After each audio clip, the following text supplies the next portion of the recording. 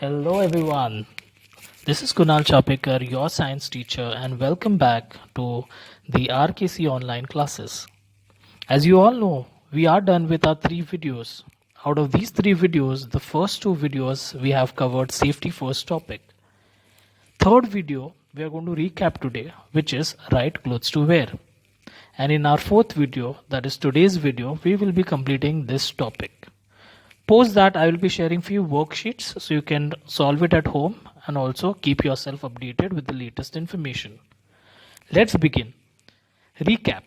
We're going to talk about recap of video 3. So starting with animal skin. Here I am sure that you may not be able to see the screen properly, so I am going to zoom it. I'm sure you can now read it properly. The first pointer is animal skin, bark of trees and leaves were used as clothes. So if you do recollect, children, we have already covered this in the last video.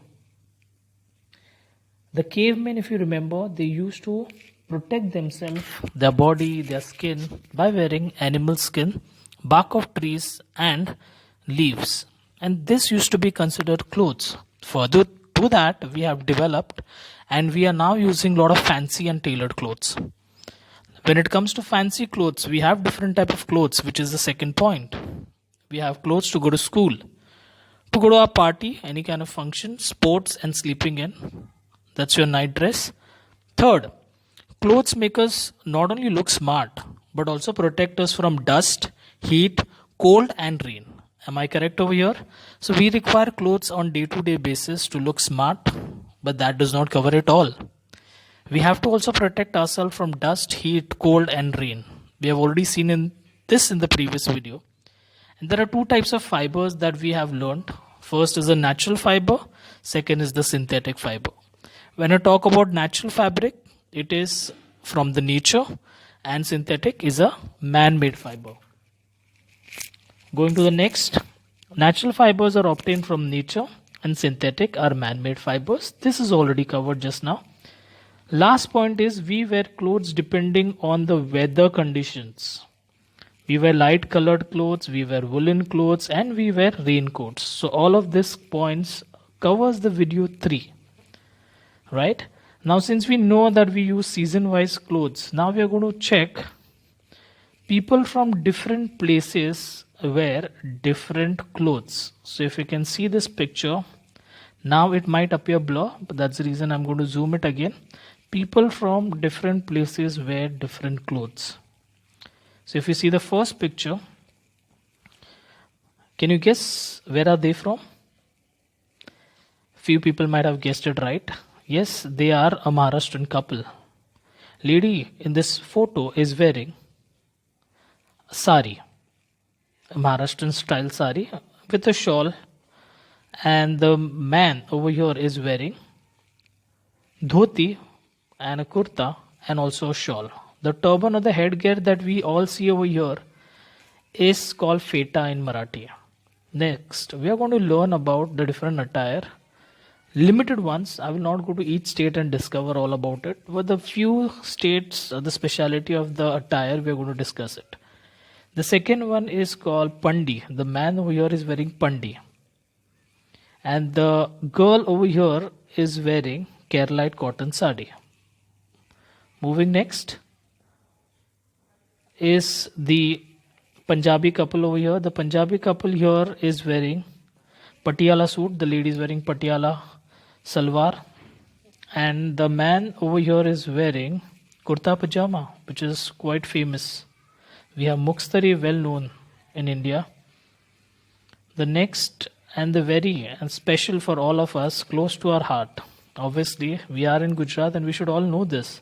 What is this? You all must have guessed it right. That's Gagra Choli and that's called Kedu if I'm not wrong. It is the Gujarat special attire that you usually must have seen people wearing in Garba or any kind of traditional function. Since we now know that different people wear different kind of clothes depending on their traditional attire. So this was the traditional attire that we have discussed from different states in India, India being a religious country. Moving to our next slide. The slide is all about national dress and work specific clothes. When I talk about national dress and work specific clothes, I'm going to zoom a little. First, we're going to see a lady over here. What is this kimono? Yes, you must have read it. You see the word over here, kimono. Okay, and the lady is from Japan. So the national dress of a woman in Japan is called kimono. The national dress of India, this lady, I'm sure you must have guessed it right. It's a sari, which is a national dress of an Indian woman. This is not a national dress, but it's a work specific cloth. Right? Doctor over here with a stethoscope, and she's wearing a white colored some kind of jacket. You can see it's not a jacket, but it's called an apron. Apron protects her from getting any kind of stains on her actual clothes. So all the doctors you must have visited are wearing apron, and these days all the doctors are wearing protective headgear to protect themselves from coronavirus, from head to the toe. The next photo over here is of a soldier. You must have guessed it right. We must have seen it in movies, in any kind of videos. At the border, you must have seen him in personal also. Okay, but this attire is given to soldier. The material of this particular military attire over here is very tough, so it doesn't get worn out or torn out easily. Right? And the men with this kind of attire look very handsome also. Well, that's my personal opinion, but moving next, our slide is all about national dress and work specific clothes. So whatever I've said, we're just going to do recap. First is national dress of the first point over here. National dress of India is sari, and that of Japan is kimono. So I'm just going to go read through it because I've already said this and we have already seen the photos. It's a quick recap for you. Second pointer. Soldiers wear uniform made of tough material so that it doesn't get torn out easily. Factory workers wear uniform called overalls. Well, about this you can discover it more online. Overalls are used by factory workers. It is also a tough material. It doesn't get torn out easily. Next pointer. Doctors wear apron or lab coat to avoid any stains on their actual clothes. Right? The last point over here. To protect from corona disease, doctors wear protective gear to cover their face and entire body. Well, this is not there in our syllabus, but this is due to the ongoing situation. I have personally added it. So protective gear, you must have seen blue or white material, something looks like a plastic one, but that's a protective headgear that doctors are wearing right now to protect themselves from corona disease. Right? Our next pointer for today is socks and shoes. Wow, what is socks and shoes? This is how it looks, and you are well aware about that. While coming to school, we are supposed to wear our school uniform. Along with that, we are always supposed to wear socks and shoes. Now, there are many reasons, right? Why do we wear this? Just because somebody has told us to wear it. But have you ever made a note that why parents, why school teachers, why the principal of Rajkumar College or our school is requesting to wear socks and shoes? Right? The next photo over here you can see is a cut on somebody's foot. Right?